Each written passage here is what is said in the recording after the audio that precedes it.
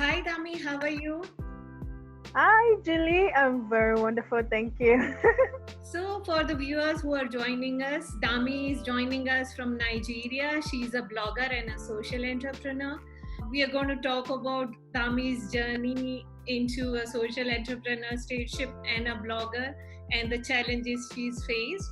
If you've not subscribed to my channel, please do subscribe. You will be able to see various women from around the world and we talk about their journey on this platform. Dami, welcome. Thank you, Julie. So Dami, do you want to tell our viewers a little bit about what exactly are you doing and about your journey? Oh, thank you very much. So my name is Dami. That's the short form, but the full form is Oluwadamilola Akintewe. I'm from Nigeria. I am a law student and I am a blogger. But I also work towards gender equality and women empowerment. What motivates me to do what I do is that I live in a community where there are so many stories of women, inspiring stories that has been hidden. But these stories are very important to be shared in the sense that it has the power to change the narrative. It has the power to inspire somebody out there. It has the power to give hope, to send light, and to send motivations to young women like myself who are coming up living in the same community. And that's what pushed me into blogging in the first place. So my blog is called Forbidden Topics. Why did I name it Forbidden Topics? I named it Forbidden Topics because I focus on issues faced by women, not just in Nigeria, but globally. Issues such as gender-based violence, inequality, inequality in the pay gap, general issues that are peculiar to women and girls globally. So I share the stories through the face of previous victims and survivors.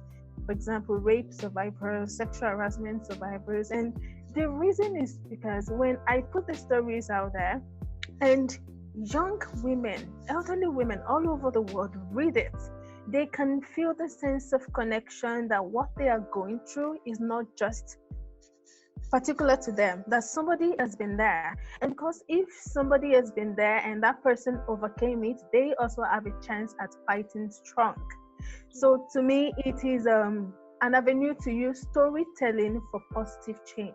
So tell us, Dami, who helped you or what helped you in your journey?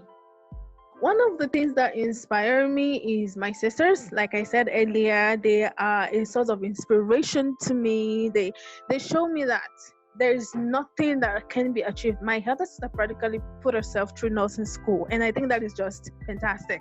She's an inspiration. Another reason why I work towards what I do is with my team in school. I have a team of university students where we volunteer hours per week to run community-based projects. One of our projects is providing access to vocational trainings on fashion designing for women in rural communities of Ondo State, Nigeria. So when we train those women, we see women across different ages. We have young people, we have middle-aged, we have very old people, all trying to get their life back. And seeing them is inspiring because they have so many differences, but we are all working towards one goal. And I think that is beautiful. So this is one thing that pushes me to do what I do, because I know I am continuing a generation of women who are breaking the status quo, who are changing the narratives, and who are in their own way making the world a better place. So when you started your journey, what was your biggest challenge? My biggest challenge was people trying to bring me down. So it's very rare. I'm 20. In some books, that is very young. But I don't believe in being too young. I believe as long as you find something worth doing, as long as you find something that you're passionate about, even if you're young or old, go for it. Because somebody out there needs the solution you provide. So one of the things I've found is people telling me that as a girl, I'm trying too hard to be a man. And I do not understand that concept, because I think we should all be valued on the basis of the fact that we are humans. There should be no disparity. And then it is like a perfect expression of patriarchy in my society, the inequality faced by women. Okay, one of the projects I do, one of the things I am so passionate about means that I connect secondary school students in my state, Ondo State in Nigeria.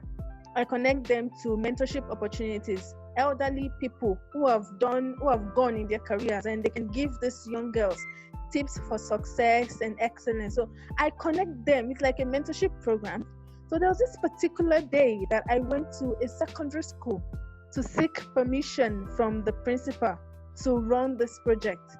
The principal is a man. Can you hear me? And he looked at me and he said something. He said, "You young girls don't understand that inequality is alien to our culture. Our girls don't amount to anything. We marry them off." He said that. Those words struck me, and that time I was just 19. Those words struck me so much that this is a school principal. His duty is to provide education for students, both male and females, and he could say this. So what is the hope of the students studying in that school if I, an outsider, can be faced with this barrier? And it was one of the things that I see the young women and young girls face in Nigeria. The system is designed to glory on patriarchy.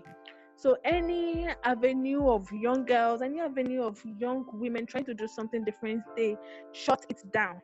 But the beautiful thing is, instead of we getting shut down, we're getting more powerful. We're becoming stronger to know that we are standing for a beautiful cause and we must keep the fight. I tell people that I am currently studying law. 40 years ago, women were not allowed to be lawyers. Somebody fought for me to be able to study law, and I have to leave a legacy too for the future generation so that they can have something that they will be able to say, "Oh, somebody fought for me, just like a person fought for me." So that is my legacy, to contribute to creating a gender equal world where young women can access opportunities without inequality. True. So my next question is that, do you have a mentor or someone you look up to? Oh, yes. One of my mentors, I look up to, I find people who are doing what I'm doing, who have gone before, who have done it, and who knows how to go about the journey, especially in a conservative society like mine. So one of my mentors is Brenda Foreman. She is a global advisory council member for Frida, the feminist fund, and she's also an African like myself. She's a Cameroonian, I'm Nigerian, and we're both young, and she provides opportunities for me to learn. So she's my mentor. Another mentor I have is Manti Umo. Manti Umo is a founding curator for one of the Global Shapers community in Nigeria. Now, I find pleasure in this mentorship opportunity because I meet women who are willing to give me what I call a power jacket, in the sense that they've been through the journey. They know the land, they know the layout, and they serve as guidance on how to go about it, how to run something or the other, a project, a campaign, a fundraising, how to achieve maximum impact without having to stress yourself, to avoid loopholes and stress and time wasting. So yes, I have tons of mentors, and I am honored to have that, because this mentorship opportunities teaches me and how to maximize on my potentials and to also use my voice in my advocacy. Recently also I was accepted by Zahara Dream Mentorship. Zahara Dream is owned by one of the coordinators for African Women Network, and they gather us all over the continent. They connect us with mentors. One of my mentors is also a lawyer, which is a similar ground, and I am learning so much. So I have tons of mentors, and I am honored, I am blessed. So do you have any advice for the next generation entrepreneurs?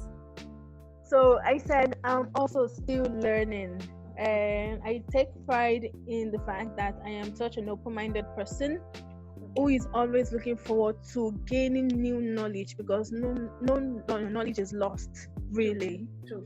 So to the next generation of social entrepreneurs, I'll tell them just keep at it. Personally, I've had tons of negative comments coming my way, people telling me I'm too loud. Somebody even said it to my face that if you keep this up, you'll never marry. And I felt like I felt like, who is talking about marriage right now? I'm still 20. I'm focused on my career. I'm not even thinking marriage. So the thing is, number one, there will always be naysayers. But then if we all depend on the opinions of naysayers, we'll never go anywhere. True. It's like a 50-50. As we have naysayers, we also have people who will be cheering you on. It may not be people you've met, it may not be your family, but there are people out there who will benefit as a result of what you're doing, whose life will become better. You don't need to know them. Just know it at the back of your mind that you are changing lives. And the most important thing that I hold really well is integrity. Integrity will speak for you as a person, as an entrepreneur, anywhere.